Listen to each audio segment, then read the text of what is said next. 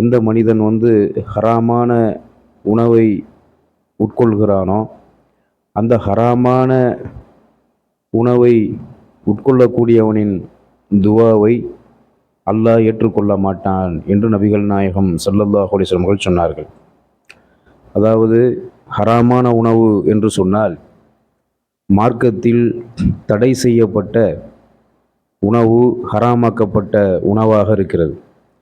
ஒரு மனிதன் ஹராமான வழியில் சம்பாதிச்சு ஹராமான உணவை உட்கொள்ளும் பொழுது அந்த ஹராமான உணவை உட்கொள்ளக்கூடிய மனிதனின் துவா ஏற்றுக்கொள்ளப்படாது என்பதை பெருமானார் ஸல்லல்லாஹு அலைஹி வஸல்லம் அவர்கள் சொன்னார்கள். சில சந்தர்ப்பங்களில் நாம் அல்லாஹ்வின் மீது நம்பிக்கை வைத்து நாம் கேட்கக்கூடிய பிரார்த்தனை, நம்முடைய துவா அல்லாஹ்விடத்தில் ஏற்றுக்கொள்ளப்படுகிறது.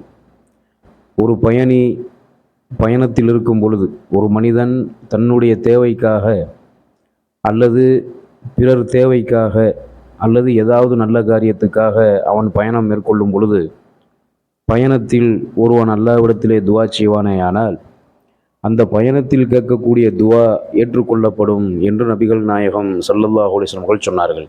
பயனின் துவா, பிரயாணத்தில் பிரயாணம் செய்யக்கூடியவர்கள் பிரயாணத்தில் அந்த பிரயாணம் என்பது ஒரு கஷ்டமான விஷயம்.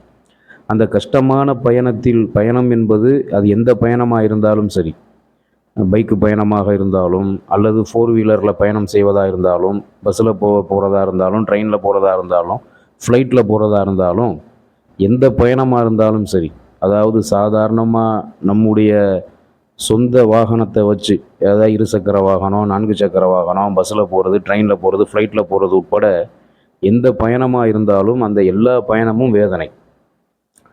அந்த பயணத்தில் கேட்கக்கூடிய துவா ஏற்றுக்கொள்ளப்படும். நபிகள் நாயகம் ஸல்லல்லாஹு அலைஹி வஸல்லம் அவர்களுடைய காலத்தில் எப்படி பயணத்தை மேற்கொண்டார்கள் என்பதை நாம் ஹதீஸ்களிலே பார்க்கிறோம். ரசூலுல்லாஹ் காலத்தில் பயணத்திற்காக பயன்படுத்தப்பட்ட வாகனம் ஒட்டகம், குதிரை, கோவேறு கழுதை போன்ற கால்நடைகளை பயன்படுத்தி வாகனத்தை, அந்த ஒட்டகத்தையும் குதிரையையும் கோவேறு கழுதையையும் வாகனமாக பயன்படுத்தி அதில்தான் பயணத்தை மேற்கொண்டார்கள். அடுத்து கப்பலில் பயணம் மேற்கொண்டார்கள். அப்போ ரசூலுல்லாஹ் காலத்தில் கப்பல் இருந்துச்சு. ஒட்டகம், குதிரை, கோவேறு கழுதை போன்ற வாகனத்தை பயன்படுத்தி பிற நாடுகளுக்கு பிற ஊர்களுக்கு சென்றார்கள். கப்பலை பயன்படுத்தி கடல் மார்க்கமாகவும் பயணத்தை மேற்கொண்டார்கள் ரசூலுல்லாஹ் காலத்தில். இன்றைக்கி கப்பல் பயணம் இருக்கிறது, ரயில் பயணம் இருக்கிறது, பேருந்து பயணம் இருக்கிறது, விமான பயணம் இருக்கிறது, சொந்தமாக கார் வைத்து கொண்டு பயணம் செய்வது இருக்கிறது. அப்போ எந்த பயணமாக இருந்தாலும் அன்னைக்கு ரசூலுல்லாஹ் காலத்தில் எப்படி பயணம் வேதனையாக இருந்ததோ அதே மாதிரி எல்லா காலகட்டத்திலும் பயணம் என்பது ஒரு வேதனையான விஷயம். இதை பெருமானார் ஸல்லல்லாஹு அலைஹி வஸல்லம் அவர்கள் சொல்லுகிறார்கள். அப்போ பயணம் என்பது, அல்லாஹ்வுடைய நபி பயணத்தை பற்றி சொல்லும்போது ஒரு விஷயத்தை சொல்கிறாங்க. பயணம் என்பது நீங்கள் பண்ணக்கூடிய டிராவல், அந்த பயணம் இருக்கிறதே அது வேதனையில் ஒரு பகுதின்னு ரசூலுல்லாஹ் சொல்கிறாங்க. அதாபுல ஒரு பகுதி, நாம் பண்ணக்கூடிய பயணம் வேதனையில் ஒரு பகுதி, அதாபுல ஒரு பகுதின்னு சொல்கிறாங்க. அது எந்த அடிப்படையில் வேதனையாக அமையுதுன்னு சொன்னால் ரசூலுல்லாஹ் சொல்கிறாங்க, பயணம் என்பது வேதனையில் அதாபுல ஒரு பகுதியாக இருக்கிறது. அந்த அதாபு பகுதி எப்படிப்பட்டதுன்னு சொன்னால் உங்களுடைய தூக்கத்தையும் நீங்கள் சாப்பிடக்கூடிய உணவையும் உங்களின் தாகம் எடுத்து நீங்கள் கொடுக்கக்கூடிய தண்ணீரையும் பானத்தையும் அது தடுத்து விடுகிறது. அப்போ பயணம் மேற்கொள்ளக்கூடிய மனுஷன் அவன் நினச்ச மாதிரி சாப்பிட முடியுமானா சாப்பிட முடியாது. அவசரமாக பயணம் பண்ணிக்கிட்டு இருக்கும்போது அவன் சாப்பாட்டை தவிர்க்க வேண்டிய நிலைமை ஏற்படும். கையில் தண்ணி இல்லைன்னு சொன்னால் என்ன தான் தாகம் எடுத்தாலும் அந்த பயணத்தை முடித்தா தான், அல்லது பயணத்தை சற்று நிறுத்தினா தான் அவன் தண்ணி குடிக்க முடியும். அப்போ தண்ணி பற்றாக்குறையாக இருக்கும். பயணத்தில் போதுமான அளவு தண்ணி வச்சுருந்தா தண்ணி குடிக்கலாம். தண்ணி இல்லைன்னு சொன்னால் தண்ணியை கையில் எடுக்க மறந்தாச்சுன்னு சொன்னால் அதுவும் தடுக்கப்பட்டுருது. அப்போ தூக்கமும் தடுக்கப்படுது. அப்போ பயணத்தில் இருக்கக்கூடிய எல்லா பயணிகளுக்கும் இந்த கஷ்டம் வரும். அப்போ யாரெல்லாம் பயணம் செய்கிறாங்களோ அவங்களுடைய தூக்கம் கெட்டு போயிடும், அவங்க நேரத்துக்கு சாப்பிட முடியாது, சாப்பிட்றது கெட்டு போயிடும், அவங்க தண்ணி குடிக்கிறது கெட்டு போயிடும். அப்போ இது மூணையும் ரசூலுல்லாஹ் சொல்கிறாங்க, உங்களுடைய தூக்கத்தையும் உங்களின் சாப்பாட்டையும் உங்களுடைய பானத்தையும், நீங்கள் தண்ணீர் குடிப்பதையும் உணவு உண்பதையும் தூங்குவதையும் அது தடுத்து விடுகிறது. அதனால தான் பயணம் வேதனையில் ஒரு பகுதின்னு சொன்னாங்க ரசூலுல்லாஹ். அப்போ பயணத்தில் எவ்வளோதான் தூக்கம் வந்தாலும் வீட்டில் நிம்மதியாக படுத்து தூங்குற மாதிரி பயணத்தில் நிம்மதியாக படுத்து தூங்க முடியுமானா முடியாது. அது விமான பயணமாக இருந்தாலும் சரி, ரயில் பயணமாக இருந்தாலும் சரி, பஸ் பயணமாக இருந்தாலும் சரி, இன்றைக்கி படுத்துக்கிட்டே போகக்கூடிய வசதிகள் எல்லாம் இருந்தாலும் வீட்டில் நிம்மதியாக படுத்து தூங்குற மாதிரி ஒரு உறக்கம் பயணத்தில் வருமானு கேட்டால் வராது. அப்போ தூக்கத்தை கெடுத்துருது, உணவை கெடுத்துருது, தண்ணி குடிக்கிறத கெடுத்துருது. இதனால தான் வேதனையில் ஒரு பகுதின்றாங்க. இந்த பயணத்தில் இருக்கக்கூடிய மனிதன் அவன் வேதனையோடு பயணம் செஞ்சு அந்த பயணத்தில் இருக்கக்கூடிய மனுஷன் அல்லாட்ட கையேந்தும் போது அந்த துவா ஏற்றுக்கிறப்படும். ரசூல்லா வந்து பயணியின் துவா, பயணத்தில் இருக்கக்கூடிய பயணியின் துவா அவன் அல்லாட்ட துவா செய்யும் போது அதை ஏற்றுக்கப்படும் ரசூல்லா சொல்கிறாங்க. அதே நேரத்தில் ஏற்றுக்கப்படாமையும் இருக்குது. அதாவது பயணத்தில் இருக்கக்கூடிய மனிதன் தன்னுடைய ரப்பு மேலே நம்பிக்கை வச்சு அவன் தலைமுடியெல்லாம் கலைந்த நிலையில், ஆடை கசங்கிய நிலையில், சரியான முறையில் சாப்பிடாம தண்ணி குடிக்காமல் அவன் அல்லாஹ் அல்லாஹ் என்று அல்லாவை அழைத்து அல்லாஹ்விடத்தில் துவா கேட்கிறான். ஆனால் அவனுடைய துவா நிறைவேறவில்லை. அல்லாஹ் அந்த துவாவை ஏற்றுக்கொள்ளவில்லை. அதற்கு காரணம் என்ன? அவன் சாப்பிட்ற சாப்பாடும் அவன் குடிக்கக்கூடிய பானமும் ஹராமாக இருக்கிறது. அவன் குடிக்கிற பானமும் சாப்பிட்ற சாப்பாடும் ஹராமாக இருக்கிறதுனால அவனுடைய துவா ஏற்றுக்கொள்ளப்படாது என்று பெருமானார் ஸல்லல்லாஹு அலைஹி வஸல்லம் சொன்னார்கள். அப்போ ஹராமான உணவை யார் உட்கொள்கிறார்களோ அவர்களுடைய துவா ஏற்றுக்கொள்ளப்படாது என்று பெருமானார் ஸல்லல்லாஹு அலைஹி வஸல்லம் சொன்னார்கள். அப்போ அந்த ஹராமான உணவை பொறுத்த வரைக்கும் 2 வகையான ஹராமான உணவுகள் இஸ்லாத்தில் சொல்லப்பட்டிருக்கு. முதல் வகையான ஹராமான உணவு என்ன? அல்லாஹ்வும் அல்லாஹ்வுடைய நபியும் எதை சாப்பிடக்கூடாதுன்னு நமக்கு தடுத்துருக்காங்களோ அது எல்லாமே ஹராமான உணவு. 2வது ஹராமான வழியில் சம்பாரித்து சாப்பிட்றது. முதல் வகையான ஹராமான உணவு என்ன? அல்லாஹ் வந்து அவன் வேதத்தில் எதையெல்லாம் திங்கக்கூடாதுன்னு நமக்கு தடுத்துருக்கானோ அது ஹராம். ரசூல்லா எதை திங்கக்கூடாது சாப்பிடக்கூடாதுன்னு நமக்கு தடுத்துருக்காங்களோ அது ஹராம்.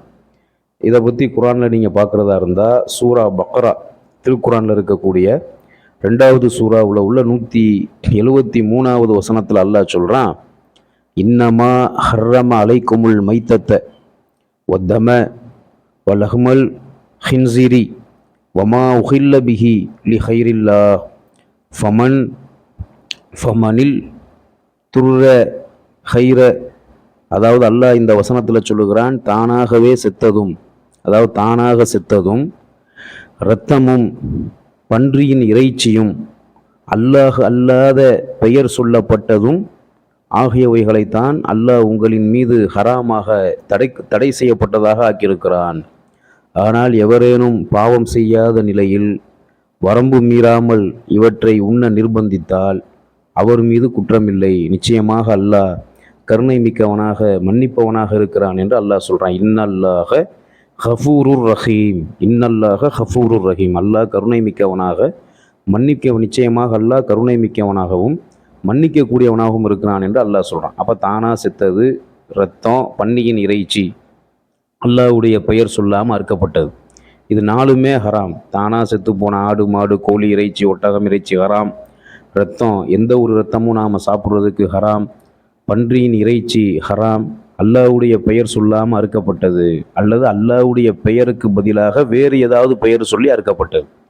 அப்போ அல்லாஹ்வுடைய பெயர் சொல்லாமல் ஒருத்தர் அறுத்தாருன்னு சொன்னால் அதுவும் ஹராம். அல்லாஹ்வுடைய பெயருக்கு பதிலாக வேறு எது பெயர் சொல்லி அறுத்தாலும் அதுவும் ஹராம். அப்போ இந்த மாதிரி ஹராமான உணவை நாம் சாப்பிட்டா, அந்த ஹராமான உணவை சாப்பிடக்கூடாதுன்னு அல்லாஹ் நமக்கு தடுத்து பாவம் செய்யணுங்கிற எண்ணம் இல்லாமல் வரம்பு மீறாமல் ஒரு நிர்பந்தத்தில் இதை சாப்பிட்டா அதை சாப்பிட்டவங்க மேலே குற்றம் இல்லை. ஒரு இக்கட்டான சூழ்நிலையில் ஒரு நிர்பந்தத்தில் வேறு வழியே இல்லாமல் இந்த ஹராமானதை தான் சாப்பிட்டு ஆகணுங்கிற நிலைமையில் ஒருத்தர் நிர்பந்தத்தில் இந்த ஹராமானதை சாப்பிட்டாருன்னா அவர் மேலே குற்றம் கிடையாது. நிர்பந்தம் இல்லாத, நிர்பந்தம்னா என்னென்னா வேறு வழி இல்லாமல் இதை சாப்பிட்டா தான் அன்றைக்கி உயிர் வாழ முடியும் அப்படிங்கிற கண்டிஷனில் இருந்து சாப்பிட்டா அது குற்றம் இல்லை. அப்போ அந்த கண்டிஷன் யாருக்கெல்லாம் இல்லையோ, இன்றைக்கி அந்த கண்டிஷன்லாம் யாருக்கும் கிடையாது. தானாக செத்து போனதை சாப்பிடணுங்கிற நிர்பந்தமோ, பன்றி இறைச்சியை சாப்பிடணுங்கிற நிர்பந்தமோ, ரத்தத்தை சாப்பிடணுங்கிற நிர்பந்தமோ, அல்லது நமக்கு நல்லா தெரியுது அல்லாஹ்வுடைய பெயர் சொல்லாமல் அறுக்கப்பட்டதை சாப்பிடணுங்கிற நிர்பந்தம் இன்றைக்கி யாருக்கும் கிடையாது. அப்போ இந்த ஹராமாக்கப்பட்ட உணவை நாம் சாப்பிடக்கூடாது. இது முதல் வகையான ஹராமான உணவு. 2வது வகையானது என்ன? ஹராமான வழியில் சம்பாதிக்கிறது. உதாரணத்துக்கு சொல்லணும்னா ஹராமாக்கப்பட்ட விஷயம் இஸ்லாத்தில் நிறைய இருக்கிறது. வட்டி ஹராம், மது ஹராம், சூதாட்டம் ஹராம், விபச்சாரம் ஹராம், திருட்டு ஹராம், ஏமாத்து மோசடி, இதெல்லாம் ஹராம். அப்போ வட்டிக்கு விட்டு வட்டி மூலமாக கிடைக்கக்கூடிய காசை வச்சு சாப்பிட்றது, திருடி சாப்பிட்றது, ஏமாற்றி சாப்பிட்றது, அல்லது மது, சூதாட்டம், விபச்சாரம், இது மாதிரி மானக்கேடான தீமைகளை செஞ்சு அந்த தீமைகளுக்கு ஆதரவாக இருந்து அந்த தீமைகளில் ஈடுபட்டு அதில் கிடைக்கக்கூடிய வருமானம், மதுவில் கிடைக்கிற வருமானம், சூதாட்டத்தில் கிடைக்கிற வருமானம், அல்லது விபச்சாரம் மாதிரி ஹராமாக்கப்பட்ட அந்த பாவத்தில் கிடைக்கக்கூடிய வருமானம், திருட்டில் கிடைக்கிற வருமானம், ஏமாத்து மோசடியில் கிடைக்கக்கூடிய வருமானம், இந்த மாதிரி ஹராமாக்கப்பட்ட காரியத்தை செஞ்சு அந்த ஹராமான வழியில் சம்பாதிச்சு சாப்பிடக்கூடியது ஹராம். அப்போ ஹராம்னு சொன்னால் அல்லாவும் அல்லாவுடைய நபியும் தடுத்தது ஹராம். ரசுல்லா இந்த அசைவ உணவில், அல்லாஹ் அசைவ உணவில் இதெல்லாம் சாப்பிடக்கூடாதுன்னு நமக்கு தடுத்துருக்கான். பன்னி இறைச்சி, ரத்தம், தானா செத்தது, அல்லாஹ்வுடைய பெயர் சொல்லாமல் அறுக்கப்பட்டது, அல்லது அல்லாஹ்வுடைய பெயருக்கு பதிலாக வேறு ஏதாவது ஒரு பெயர் சொல்லி அறுக்கப்பட்டது, இது எல்லாமே ஹராமாக்கப்பட்ட உணவுன்னு அல்லாஹ் குர்ஆனில் தெளிவாக சொல்லிட்டான்.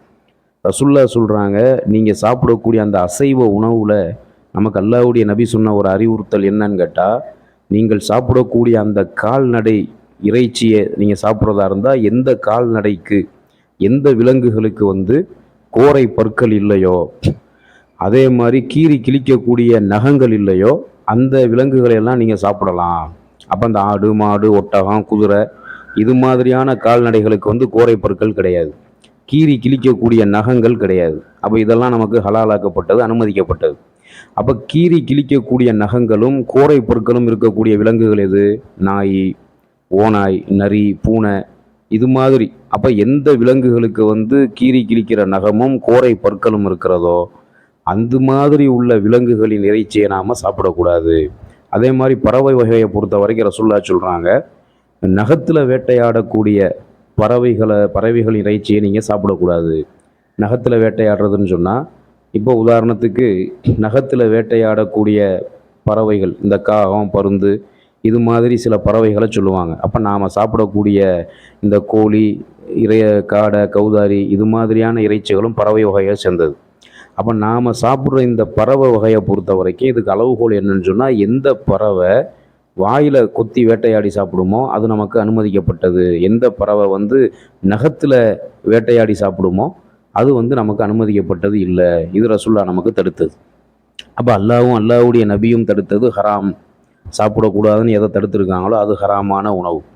ரெண்டாவது, ஹராமான வழியில் திருடியோ, வட்டியில் சம்மந்தப்பட்டோ, மதுவில் சம்மந்தப்பட்டோ, விபச்சாரத்தில் சம்மந்தப்பட்டோ, ஏமாத்தியோ, மோசடி பண்ணியோ, மார்க்கத்தில் ஹராமாக்கப்பட்ட காரியத்தை செஞ்சு அதன் மூலமாக கிடைக்கக்கூடிய வருமானமும் நமக்கு ஹராமாக்கப்பட்டது என்பதை நாம் புரிந்து கொள்ள வேண்டும். இந்த ஹராமான வழியில் சம்பாதிச்சு சாப்பிடக்கூடியவர்களுடைய துவா ஏற்றுக்கொள்ளப்படாது.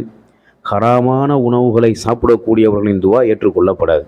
அப்போ யாருடைய துவா ஏற்றுக்கிறப்படாதுன்னா, ஹராமான உணவை எந்த மனிதன் உட்கொள்கிறானோ அவனின் துவா ஏற்றுக்கொள்ளப்படாது என்று அல்லாஹ்வுடைய தூதர் சொல்லியிருக்காங்க. அப்போ இது மார்க்கத்தில் தடுக்கப்பட்ட விஷயம் என்பதை நாம் புரிந்து கொள்ள வேண்டும். ஹராமான உணவை உட்கொள்ளாத அனைவருடைய துவாவையும் அல்லாஹ் நிச்சயமாக ஏற்றுக்கொள்கிறான். இன்னும் அல்லாஹு தாலா அவன் துவாவை ஏற்றுக்கொள்வதை பற்றி குர்ஆனில் சொல்லும்போது சூரா பக்ராவில் 2வது சூறாவில் 186வது வசனத்தில் அல்லாஹ் சொல்கிறான், ஒ இதா சாலக இபாதி அன்னி ஃப இன்னி கரீபு உஜீபு தஅவத்தத்தாயி ஒ இதா தஆனி ஃபல் எஸ்தஜிபூலி வல் யுக்மினு பி லஅல்லஹும் எரிஷுதூன் என்று அல்லாஹ் குர்ஆனில் சொல்லி காட்டினான். இந்த வசனத்துக்கு என்ன அர்த்தம் என்று பார்க்கும்போது, என் அடியார்கள் என்னை பற்றி உம்மிடத்தில் கேட்டால், அல்லாஹ் ரசூலுல்லாஹ்வுக்கு சொல்கிறான், நபியே என் அடியார்கள் என்னை பற்றி உம்மிடம் கேட்டால் நிச்சயமாக நான் சமீபமாகவே இருக்கிறேன். சமீபமாக இருக்கிறேன்னா என்ன? பக்கத்தில், அருகில் இருக்கிறேன். பிரார்த்தனை செய்பவரின் பிரார்த்தனைக்கு அவர் பிரார்த்தித்தால் நான் விடையளிக்கிறேன். அவர்கள் என்னிடமே பிரார்த்தித்து கேட்கட்டும், என்னையே நம்பட்டும், அப்பொழுது அவர்கள் நேர்வழியை அடைவார்கள் என்று கூறுவீராக என்று அல்லாஹ் குர்ஆனில் சொல்லி காட்டுறான். அப்போ ஒரு அடியான் அல்லாவை அல்லான்னு அழைக்கும் போது, அழைப்பவருடைய அழைப்புக்கு, பிரார்த்தனை செய்யக்கூடிய மனிதனின் பிரார்த்தனைக்கு பதிலளிக்கும் விதத்தில் அல்லாஹ் மிக பக்கத்தில் இருப்பதாக குர்ஆனில் சொல்லி காட்டுறான். அதாவது என்னை பற்றி என்னுடைய அடியார்கள் உம்மிடத்தில் கேட்டால் அவர்களுக்கு நீங்கள் சொல்லுங்கள், உங்களுக்கு அல்லாஹ் ரொம்ப சமீபமாகவே இருக்கான். பிரார்த்தனை செய்பவரின் பிரார்த்தனைக்கு அல்லாஹ் அவர் பிரார்த்தித்தால் பதிலளிக்கிறான்.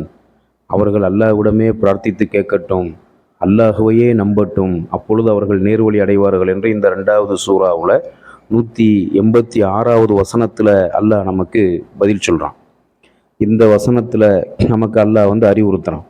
அதே மாதிரி மற்றொரு வசனமான சூரா காஃபில், திருக்குரானில் இருக்கக்கூடிய 50வது சூறாவில் உள்ள 16வது வசனத்தை நீங்கள் எடுத்து பார்த்தால் அதில் அல்லாஹு ரப்புல் ஆலமீன் மனிதர்களுக்கு எந்த அளவுக்கு நெருக்கமாக இருக்கிறான், பக்கத்தில் இருக்கிறான் என்பதை பற்றி அல்லாஹ் குரானில் சொல்கிறான். 2வது சூறாவில் 186வது வசனத்தில் அல்லாஹ் பிரார்த்தனைக்கு எப்படி பதிலளிக்கிற விதத்தில் ரொம்ப பக்கத்தில் இருக்கிறதா சொல்கிறானோ, அது எந்த அளவுக்கு ரொம்ப நெருக்கம் என்பதை பற்றி 50வது அத்தியாயத்தில் 16வது வசனத்தில் அல்லாஹ் சொல்கிறான்.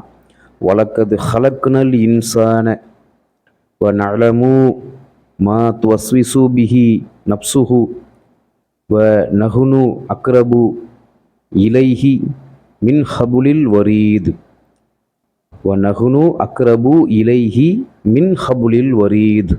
அல்லாஹ் சொல்லுகிறான், மேலும் நிச்சயமாக நாம் மனிதனை படைத்தோம், அவன் மனம் அவனிடம் என்ன பேசுகிறது என்பதை நாம் அறிவோம், அன்றியும் அவன் பிடரியில் உள்ள நரம்பை விட நாம் அவனுக்கு சமீபமாகவே இருக்கின்றோம் என்று அல்லாஹ் குர்ஆனில் சொல்கிறான். அப்போ மனுஷனை அல்லாஹ் தான் படைத்தான். மனிதனின் உள்ளத்தில் எப்படிப்பட்ட எண்ணங்கள் இருக்கிறது, மனுஷனுடைய மனம் மனுஷன்ட்ட என்ன பேசுது, நம்ம என்ன நினைக்கிறோம், நம்ம எல்லாரையுமே அல்லாஹ் தான் படைத்தான். நாம் என்ன நினைக்கிறோம், நம்ம உள்ளத்தில் என்ன இருக்குது, இது எல்லாமே அல்லாஹ்வுக்கு தெரியும்.